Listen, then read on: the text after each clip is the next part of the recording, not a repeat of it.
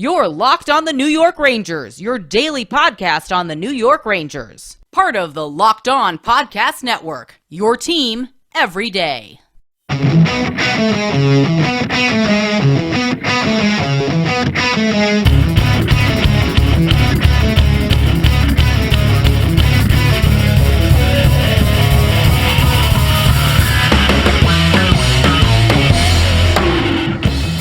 Welcome back, Blue Shirts fans, to episode number 561 of the Locked On New York Rangers podcast. I'm your host, John Chick.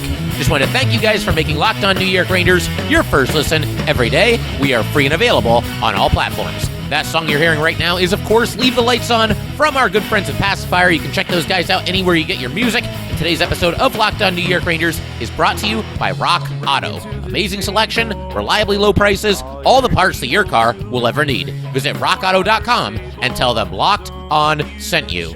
And it's Trade Deadline Monday. A lot of excitement, a lot of nervousness in the air, both among Ranger fans and general hockey fans as well. There's obviously a lot that could happen today, and, the Rangers are in a position where they just had an outstanding weekend. We talked about that in great detail in our last episode. Definitely check that one out if you get the opportunity. It was a loaded episode talking about the win over the Lightning, the win over the Canes, the Frank Vatrano trade, some additional thoughts on picking him up, and just the trade deadline in general and how the Rangers should approach this. And as I just said, they had a phenomenal weekend going on the road and beating two bona fide Stanley Cup contenders in a back-to-back. They go into Tampa, they take down the Lightning 2-1 in dramatic fashion. Mika Zibanejad, the game winner with 16 seconds to go, and then they turn around less than 24 hours later. They go into Raleigh and they take down the Canes 2-0. It was closer than even that score would suggest because the Rangers got an empty netter at the end of the game. But just two tough, gritty, grinded-out type wins, playoff-like atmosphere in both games, a lot of intensity, a lot of physicality, a couple of fights. Both these games basically had everything. They were very low scoring, but they were very, very exciting. And it leaves the Rangers in a position here coming into Monday's trade deadline where I think a lot of us, we saw everything the Rangers did over the weekend and really the entire season. I don't want to just make it sound like these two games should determine everything that the Rangers should or should not do on deadline day here. But certainly you would think that that would have to bolster this team's chances and bolster its aspirations of landing a significant piece or two before the trade deadline comes and goes this afternoon. And obviously, we're going to keep our eye on that.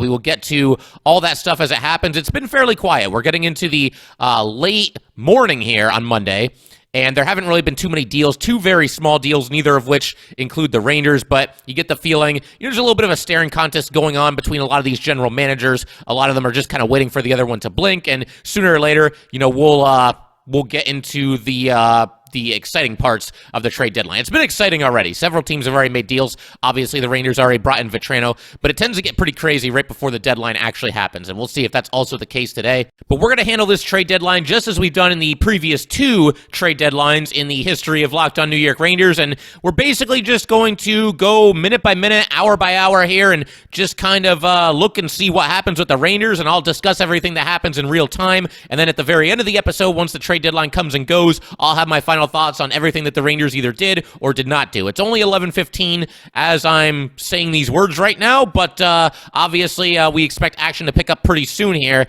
And once again, whatever the Rangers do or do not do, we're going to break it down in great detail. As far as potential targets for the Rangers, the guy who's at the top of my list and somebody that I talked about not too long ago is still Max Domi. Apparently, he is not on the ice right now. The Columbus Blue Jackets are practicing, and he's not on the ice. So it certainly seems like he's going to get traded one way or the other. I'd love for the Rangers to add him. He can play all three forward positions, and just a good two-way forward. He's somebody who, about 3 seasons ago, had a crazy breakout season for Montreal, was not quite at a point per game, but he was close, has not been able to replicate that kind of offensive prowess in the seasons that have occurred since then, but he's a solid player. He's got position versatility, somebody who can probably just step right onto the Rangers and fit pretty seamlessly into a middle six role. And if he steps onto a playoff team with some better line mates, then he could potentially see an uptick in his offensive production. Now, Vetrano's played pretty well with Ryan Strome and Artemi Panarin, but if they bring in Max Domi, I'd be very, very curious to see if he gets a crack with Breadman and with Strome, or if they just toss him onto the third line. Max Domi, once again, he remains at or near the top of my list. Some other guys, the Jets are going to be sellers. It certainly seems that way. I mentioned Mark Scheifele in a recent episode. I still think that's somewhat of a pipe dream. I just don't think the Jets would trade him. They wouldn't see the need to do that, especially since he has 2 more years left on his contract. But 2 guys who would be rentals to any team that, acquired them in the trade are Andrew Copp and Paul Stastny, couple of forwards, couple of, middle 6S type forwards, and guys that could certainly come in and give a boost to the Rangers or pretty much any team. So we'll keep an eye on those guys. If you're still thinking defenseman, which, I could take it or leave it, if there's a significant enough upgrade on Patrick Nemeth, that's one thing. I could see them maybe bringing in a guy like Calvin DeHaan. DeHaan can really give this team a boost. Brett Kulak is on the trade list as well, as far as guys that are rumored to potentially being on the move here. But like I said, we're going to keep our eyes on this. I just wanted to share a couple of introductory thoughts here as we start this episode. We're going to take a quick pause here, but as soon as anything starts happening involving the Rangers, maybe even a couple of other big moves, we'll talk about that as well. And like I said, we're just going to go through the day here together. It's about 11:15 right now. And we'll just kind of go minute by minute, hour by hour, right up until the trade deadline comes and goes. And then I'll have my final thoughts on everything that the Rangers either did or did not do when that happens. So, like I said, that's pretty much the plan for today. But for right now, I just want to take a minute and let everyone know that today's episode of Locked On New York Rangers is brought to you by BetOnline.net. It's that time of year again, as college basketball's tournament is finally upon us. From all the latest odds, contests, and player props, BetOnline.net is the #1 source for all your sports betting needs and info. BetOnline remains the best spot for all your sports scores, podcasts, and news this season. And it's not just basketball. BetOnline is your continued source for all your sporting wagering information needs, including live betting and your favorite Vegas casino games. Head to the website today or use your mobile device to learn more about the trends and action. BetOnline, where the game starts. All right, and just want to thank you guys for making Locked On New York Rangers your first listen every day. We are free and available on all platforms. It's getting toward noon, and no big moves yet for the Rangers, or none that I'm seeing at least. But one move that I wanted to talk about real quick here, because it could indirectly impact the Rangers, is that Marc-Andre Fleury has been traded to the Minnesota Wild. He goes from Chicago to Minnesota in exchange for a conditional second-round draft pick that would become a first-round draft pick if the Wild get to the Western Conference Final and if Fleury wins 4 games over the first 2 rounds of the playoffs. And so, a lot to unpack here. For starters, I kind of feel for Cam Talbot, former New York Ranger goalie, and now he's going to face some competition from Marc-Andre Fleury, despite being an all-star this season. So that's kind of interesting. We'll see if the Wild go with a little bit of a hot hand approach. If you look at Fleury and Talbot, their numbers are very similar.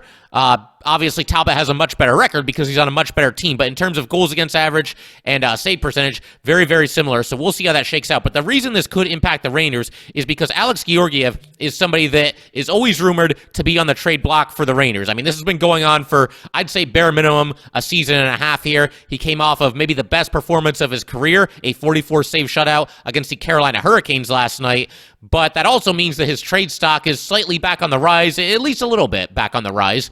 And it's possible the Rangers could look to deal him if it means they could help themselves in another area. Because you got to remember, I know Georgiev played well, but in a perfect situation for the Rangers, the backup goalie never once sees the ice in the playoffs. And if it gets to a situation where Igor Shesterkin cannot play, then the Rangers Stanley Cup chances are going to take a huge hit. So I think the Rangers, if they could move Alex Georgiev as part of a trade package and bring in something significant in exchange for him, I think that's something that they could and probably should do, especially when you consider, Keith Kincaid could be the backup to Igor Shesterkin, and he's done fine in fairly limited action as a New York Ranger over these past couple of seasons here. I think he'd be just fine as a backup and not a tremendous drop-off from Alex Georgiev. Like I said, in a perfect world, neither Georgiev nor Keith Kincaid see the ice a single time in the postseason. But again, Alex Georgiev could maybe get you something important, somebody that obviously would play. And if that's the case, then I think that's an option that the Rangers certainly need to consider. And once again, the reason why this Fleury trade is impactful as far as the Rangers are concerned, Fleury was going to be the best available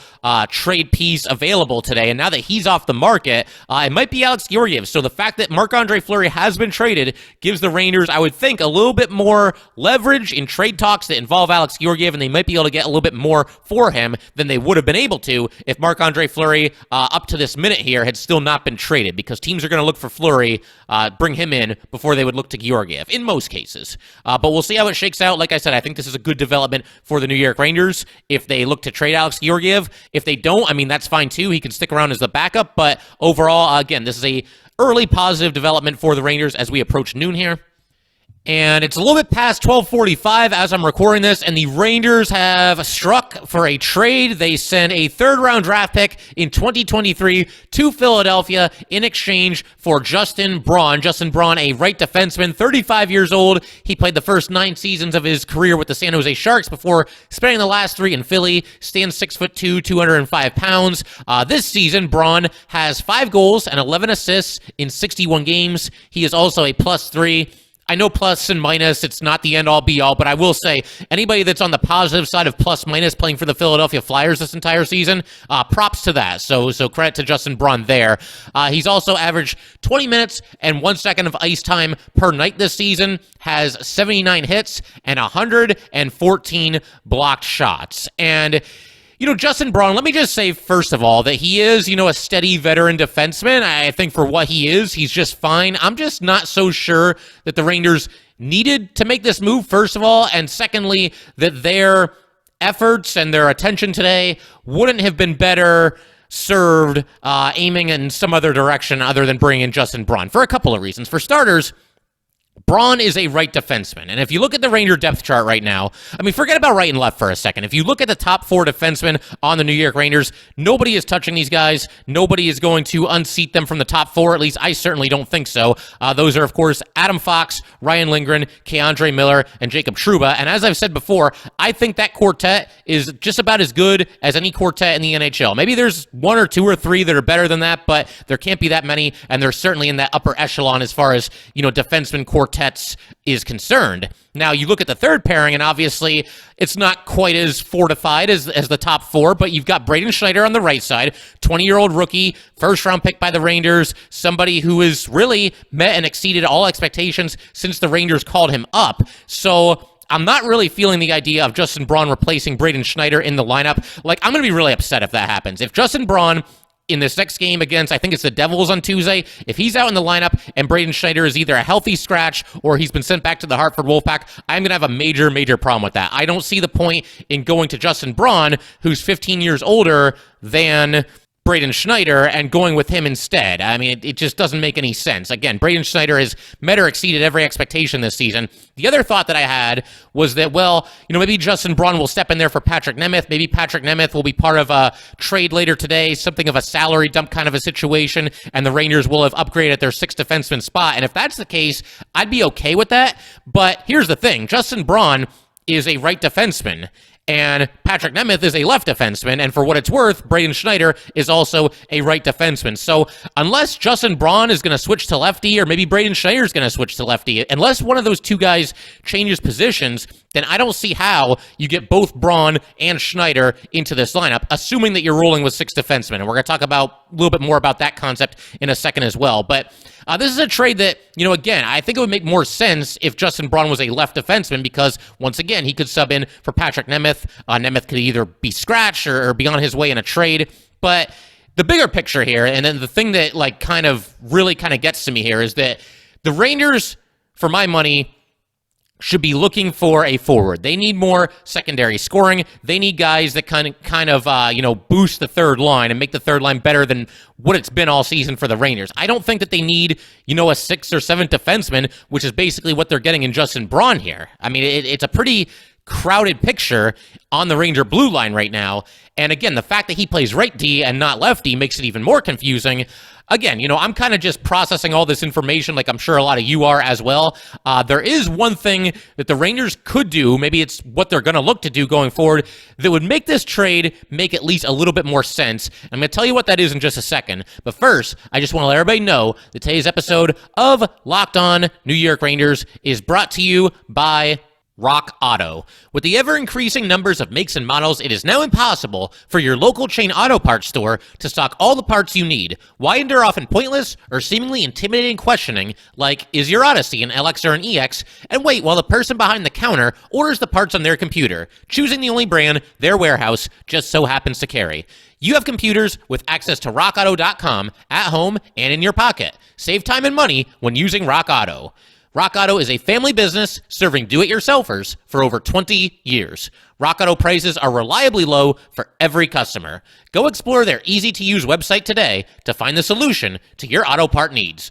Go to rockauto.com right now and see all the parts available for your car or truck. Write Locked On in their How Did You Hear About Us box so they know we sent you. Amazing selection, reliably low prices, all the parts that your car will ever need. RockAuto.com. All right, and just want to thank you guys, as always, for making Locked On New York Rangers your first listen every day. We are free and available on all platforms. All right, so as I was talking about just a second ago here, there is one thing that the Rangers could do, a certain strategy they could employ going forward, which would make a little bit more sense out of this trade for Justin Braun. And, well, actually, there's two things. Let me start with this first one. There's at least the possibility that one of the Ranger current defensemen could be traded before this deadline comes and goes here. If Patrick Nemeth is, sent on his way, then that opens up a spot for Justin Braun and Braden Schneider to hold down the third pairing, although, as we just discussed, that would entail one of them moving from their comfortable spot on the right side to the left side. We'll see if the Rangers consider that an option. It's also possible that the Rangers could maybe be looking to trade one of their current defensemen and pick up somebody pretty significant. That could be Braden Schneider. It could maybe even be Marc-Andre Miller. And for what it's worth, I don't want either one of those guys traded. Those guys look like pillars. They look like stars on the rise. I don't want them traded unless we're getting a serious, bona fide, perennial all-star who's probably signed for just beyond this season in return. Somebody like Patrick Kane. If Braden Schneider or Marc-Andre Miller had to be included in a deal for Patrick Kane, I would at least, hear the Rangers out on that. I'm not a big Kane guy because, he does have some character issues, but certainly the guy's a phenomenal hockey player. If something big-time significant is coming in the opposite direction, then I would at least be open to the idea of a Schneider or Miller trade. But again, I am not by any means pushing those two out the door. I think that they could be star defensemen for the Rangers for many, many seasons to come. The other thing that could make some sense out of this, and what I think is probably more likely than what I just said, is that the Rangers going forward could choose to go with 7 defensemen. It's a strategy that they've used a couple of times recently. We've seen Libor Hajek mix into the lineup as the Rangers' 7th defenseman twice in fairly recent Ranger history here. I would say within the last, 3 weeks or so, maybe a month.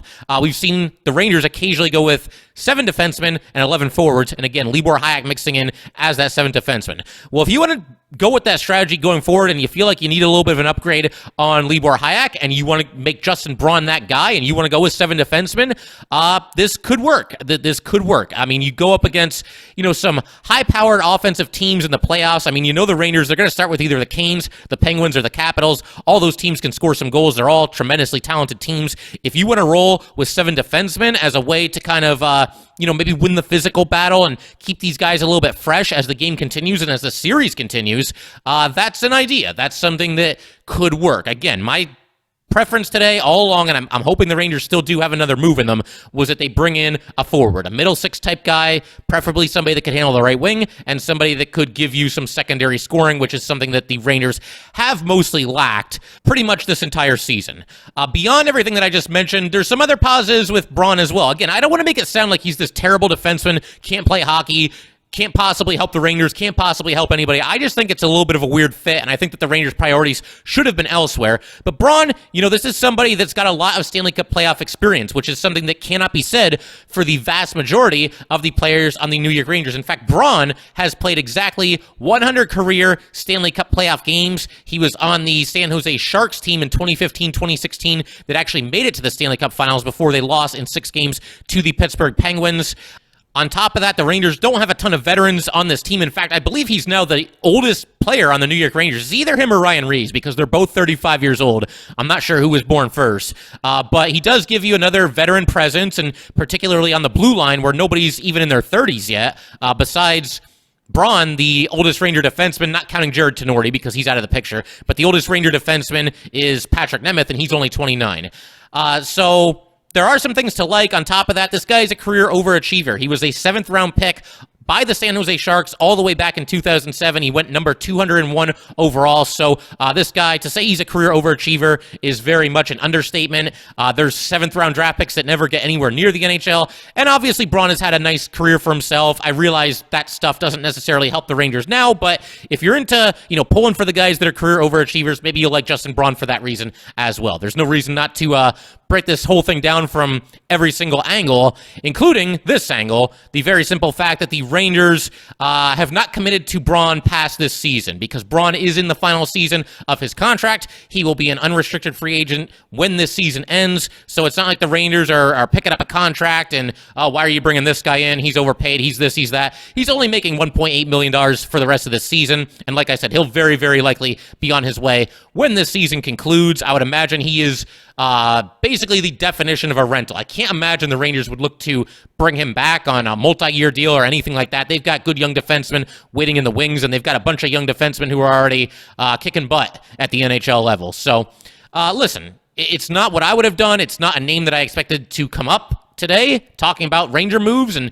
ultimately trading for this guy, but he is a decent player. He can carve out a role for himself on this Ranger team, and I think the price was right. Again, only a 3rd rounder for next season, 2023. So we'll see. I hope the Rangers aren't done. We'll continue to talk about everything that the Rangers do and do not do in the rest of this episode. Going to take a quick pause here and pick up the recording in just a second whenever there's some other news as far as what the Rangers have done. And the trade deadline has now come and gone, and the Rangers pounce at the 0 hour. They acquire Andrew Copp from the Winnipeg Jets. They also bring in Tyler Mott from the Vancouver Canucks, and I like both these moves a lot. We'll start with Andrew Copp. He's kind of the headline grabber and, frankly, the better of the two players, probably the guy that's going to have more impact on the Rangers between the two, although Mott's a good pickup as well. I don't want to sell him short, but like I said, we'll start with Copp. They get Andrew Copp in exchange for Morgan Barron and 2 second-round draft picks. Now, I know a lot of people like Morgan Barron, and you can count me among you. I was very impressed by what he did in his limited playing time with the New York Rangers this season. I don't have too much of an issue giving him up because, look at this Ranger depth chart right now, and I realize, they've brought in some rentals and some guys that aren't going to be here next season. Maybe there would have been an opening for Morgan Barron next year had the Rangers, hung on to him, but the bottom line is, you can't keep everybody. There's only so many spots to go around, and the Rangers, I think they can stand to lose Morgan Barron. I don't think this is something that's going to come back to bite them in a major way. Again, he had a good all-around game. Looked like he belonged in the NHL, which sometimes is half the battle, but they just didn't have a spot for him even before they made all these trades. So I'm okay with losing Morgan Barron. I wish him the best of luck in Winnipeg. Hope he goes in there and maybe even gets to play down the stretch for the Jets this season. As for the 2 second-round draft picks, it can seem a little bit high, but that's pretty much the going rate for a player of Andrew Copp's quality. When you look at everything that happened around the trade deadline this season, both today and in the days leading up to the deadline, it was a seller's market. There were a lot of players that were going for what seemed like a pretty good haul, and the fact that the Rangers were able to bring in Andrew Copp without giving up a first-round draft pick, and I realize it was 2 second-rounders, but without giving up a first-round draft pick, I think that's a mini-win in and of itself. So I think Chris Drury has to be commended for that, and pretty much just everything he's done here at the trade deadline. The Rangers brought in 5 pieces, if you count a minor leaguer, and they gave up not really a whole lot to do it. Again, I'm not going to sneeze at Morgan Barron and 2 second-round draft picks. I understand there's value with Barron, and there's value with both of those picks, but this is what you had to do if you wanted this team to get significantly better, which I believe they now have. Andrew Copp now in the fold for the Rangers. I should also mention that one of the 2 second-round picks will actually become a first-round pick if the Rangers make it to the Eastern Conference Final this season, and if Andrew Copp plays in at least 50% of those games. So if the Rangers make it that far, that's obviously a good problem to have. Again, he didn't come cheap, but you have to give a little to bring in a player the quality of Andrew Copp. And so a little bit of a history background lesson here on Andrew Copp, 4th-round pick by the Jets back in 2013, has spent his entire career with Winnipeg. He is 27 years old. He's also in the final season of his contract, and he will be an unrestricted free agent next season. And in all likelihood, he's probably going to be looking for a raise on his current salary of $3.64 million, and it will probably be with a team other than the New York Rangers. I do look at Copp probably as a rental. The only way that maybe this changes is if the Rangers, once again, we talked about this the other day as it pertains to Vetrano, but if the Rangers are unable to come to an agreement with Ryan Strome and an extension of some kind, and he walks in free agency, and Andrew Copp proves to be a little bit of a less expensive signing than Ryan Strome, fewer dollars per season and maybe even fewer years overall, then maybe that's a plan B for the Rangers. Maybe Andrew Copp stays in the fold after this season. Obviously, he can help his cause by how he plays down the stretch and in the playoffs, both as it pertains to potentially re-signing with the Rangers and also as it pertains to signing elsewhere in free agency. Obviously, the better he does, the better of a contract he's going to get for himself after this season and postseason conclude. But yeah, 6'1", 205 pounds. He skated in 56 games with the Winnipeg Jets this season, scored 13 goals, dished out 22 assists. So he's got 35 points in the 56 games this season. He's also a +2 overall. He's averaged 19 minutes and 47 seconds of ice time, 35 hits, and 36 blocked shots. And he has won 54% of his faceoffs this season, which you guys know I'm a big faceoff guy. I think it's very, very important, especially come playoff time. And as far as, general thoughts and just how he might fit in with the Rangers, where you get to all that too, to me, and I mentioned this in my Locked On Now video that I posted on Twitter a short time ago here, he's somebody who, and I've used this analogy in the past, but I feel like Andrew Copp is one of those players. He's a B+ at everything. He can play all 3 forward positions. He's somebody that can move up and down the lineup to all 4 lines pretty seamlessly. I don't think he would really feel out of place on any given line. He can play on the power play. I think there's a decent chance we see him on the Rangers' second power play unit as soon as Tuesday night against the Devils. Obviously, the Rangers' second power play unit, and, ice time has a factor in this, but they have not really produced a lot of goals this season. So Andrew Copp can give them a little bit of a boost, and he's somebody that can also kill penalties. And I would think Greg McKegg will probably be on his way out of the lineup, and we're going to go ahead in just a second and talk about, all the ramifications to the current Rangers and people that might be coming out of the lineup to make room for all these new Rangers that we acquired here today. But if McKegg comes out of the lineup, then maybe we have a situation where Copp takes his place on the penalty kill unit. Johnny Brodzinski has had some time on the PK, so if he comes out of the lineup, it's possible that Andrew Copp subs in for him as well. It's going to be tough. There's a lot of players on the Rangers right now, especially when you include these 3 players that they acquired today who deserve to be in the lineup. And facts are facts, there's just not enough room for everybody. So some players who don't really deserve to come out of the lineup are probably going to come out. But Andrew Copp, like I said, he's going to play a big role for this team. Could be on the power play, could be on the penalty kill. And just a rock-solid all-around player. Somebody who is known as a defensive forward, but has worked really hard to add some offense to his game in recent seasons as well. And we see that in his point total this season. 35 points in 56 games. That sounds like a third-line player type of production right there. And on top of that, he is very likely going to set a new career high in points. He had 39 points last season. He's got 35 right now, so he could very easily eclipse that. Probably will eclipse that. As far as, how he fits into the lineup, and we'll try to figure this out, the big picture here, all these new Rangers, how are we going to work them into the lineup? I would, for right now, leave the top 6 as it is. You can always move Andrew Copp up in the lineup onto that second-line right-wing spot if Vetrano does not work out with Panarin and Strome. You kind of have that move in your back pocket, but for Tuesday, I'm going to leave Vetrano with where he's at. We're not going to touch the top 6. Vetrano's only been with the Rangers for 3 games, and I just like that combination of him playing with Panarin and Strome because he is such a sniper and they're such great passers. He's going to get a lot of opportunities to put the puck into the net. He's got a heck of a shot, so I'd like to see those 3 remain together. I think for the third line, we're going to go with Philip Hedl at center, Barclay Goodrow on the left wing, and give me Andrew Copp on the right wing. That is a nice third line. There's a very good mix of speed, scoring ability, toughness, defensive responsibility.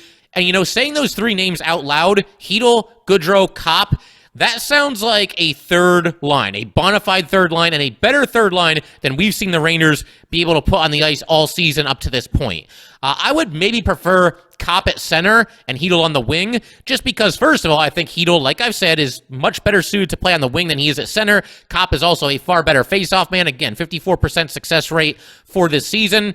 But we've been over this several times. The Rangers just seem to like Chytil at center, and I don't know that they're going to make that change. But if it were up to me, it'd be Kopp at center, Gaudreau on the left wing, and Chytil on the right wing, where you can better take advantage of Chytil's speed, and he doesn't have to, worry so much about faceoffs, and there's also a little bit less defensive responsibility. And Kopp is, the better defensive forward of the two between himself and Filip Chytil. Definitely want to point the spotlight at Tyler Mott here as well. The Rangers pick him up from the Vancouver Canucks in exchange for just a 4th-round draft pick. And again, Tyler Mott, not a superstar player, but the price is definitely right. I have no issues giving up a 4th-rounder from 2023 to bring in a player like Tyler Mott who can kind of round out the bottom of the order and give you a little bit more depth. But Mott, 27 years old, 5'10", 192 pounds. He was a 4th-round pick by the Chicago Blackhawks back in 2013. He went number 121 overall, just 17 picks after Andrew Copp. They were picked in the same draft class, in the same round, in fact.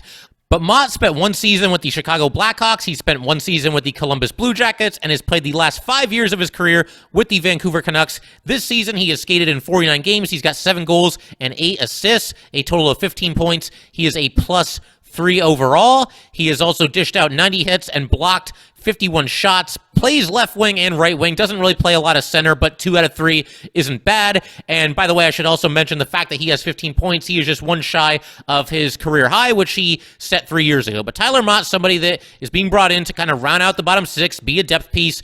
I would imagine he would be in the lineup on Tuesday against the Devils, but I don't know that there's any guarantee that Tyler Mott is a slam dunk to be in the lineup every single night. There's a lot of Rangers who have played well, and it's very, very crowded, and it's a good problem to have. But again, there's going to be some players who deserve to be in the lineup who are not going to get to be in the lineup. It's just a numbers game right now. But like I said, Mott, I believe will be out there against the Devils. We'll see how he does. Has a reputation of being kind of a scrappy player. And despite never being the biggest guy on the rink, he's somebody who does play physical. He hits. I mean, he's got 628 career hits in 260 games. And keep in mind, he's done all that while only averaging 12 minutes and 57 seconds of ice time for his career.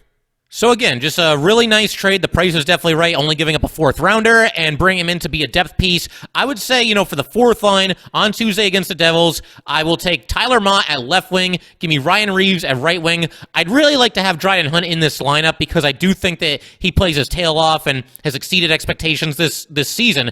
But we need a center for this 4th line, so probably either Brodzinski or McKegg at center, and I would say Brodzinski. I think he just brings a little bit more to the table than Greg McKegg does. But knowing the Rangers, they'll probably have Greg McKegg out there at center. He probably has a tighter grip on a roster spot than most people realize. I would imagine he'll come out of the lineup here and there. The Rangers can kind of mix and match some of these guys depending on the matchup. If they need more speed, they can go with this lineup. They need a little more toughness, they can go with that lineup. Another option is you could put Dryden Hunt on the 3rd line and drop Barclay Goodrow down to the 4th line and then not have Brodzinski or McKegg in the lineup at all. But like I said, there's a ton of options. I'm still in the phase where I'm just kind of processing all this and getting some kind of an idea of how the Rangers can look to line up on Tuesday night. I'm sure a lot of you are feeling the same way, but this is very, very exciting. This is exactly what we said the Rangers needed to do at this deadline. They needed some secondary scoring. They got it, and they needed just more depth in general, and they got that too. And the biggest thing that the Rangers could have done to help themselves coming out of this trade deadline was to make that 3rd line the best that it's been all season, and I think they've done that because now you've got guys like Andrew Copp that you can play there. Filip Chytil, obviously he was here all along, but he's played a lot better. You can put Barclay Goodrow there. You can put Tyler Mott there if you want to give him a shot in a top 9 role. They got some options. Johnny Brodzinski, he's played well. So the bottom 6, but especially that 3rd line, looking much, much better than it did as recently as just a few hours ago. One other minor trade that the Rangers made today is they sent Anthony Bitetto to the San Jose Sharks in exchange for Nick Merkley. And Bitetto, you guys probably remember him from last season. Got a cup of coffee with the Rangers, played a couple of games here and there, but never really stuck, and somebody that I don't think the Rangers really had any big plans for, especially when you look at all their young defensemen and all the defensemen that are already established on the New York Ranger team. Anthony Bitetto was never going to find his way back into this lineup, I don't think. They get Nick Merkley in exchange for him. Now, Merkley is interesting because he's just 24 years old. He was a first-round draft pick back in 2015 by the Arizona Coyotes. They took him number 30 overall. He played a grand total of 1 game with the Coyotes, and then in 2019-2020, 4 games with the Devils. Then the following season, 27 games with the Devils, and this season, 9 games with the Sharks. That all adds up to 41 career NHL games, 4 goals and 11 assists for a total of 15 points. So somebody that, at least as of yet, hasn't lived up to being a first-round pick, but the fact that we got a former first-round pick for Anthony Bitetto, yes, sign me up. That's a great trade. Again, I know very little about Nick Merkley. I've barely heard of him at all, but maybe a little bit of a pep project, somebody that you could put on there with the Hartford Wolfpack and just see how he does. I don't see him cracking this lineup this season, especially when you consider all the new players that the Rangers just brought in, but another nice little move, under the radar move by Chris Drury here. There's certainly nothing to lose. The fact that they only gave up Anthony Bitetto in order to get Merkley. So that's pretty much it. Just a very, very eventful trade deadline afternoon for the New York Rangers. They strike a couple deals at the 0 hour. I was kind of nervous. I really didn't want Justin Braun to be the only pickup in addition to Frank Vatrano a few days ago. I really wanted the Rangers to add some depth pieces as far as forward was concerned, and they definitely did that, and then some, picking up Andrew Copp, which I think is just a fantastic addition for this New York Ranger team. Very much looking forward to seeing what he can do. And to a lesser extent, Tyler Mott. I think he can run out the bottom 6 in a very effective way as well. And there's going to be competition for playing time and who gets to dress on what night and who gets to play on what line. And cliche or not, that makes everybody better. So I could not be much happier with what the Rangers did at this trade deadline here. I mean, I know, maybe people wanted them to go for a superstar type player, but Drury acquired 5 players in the last week. He gets Vatrano, he gets Braun, he gets Kopp, he gets Mott, and he gets Merkley. And he didn't really give up a whole lot to get these guys. I mean, again, Andrew Copp, the 2 second-rounders, I get that. And, losing Morgan Barron is unfortunate, but a necessary evil to bring in a player of Kopp's quality.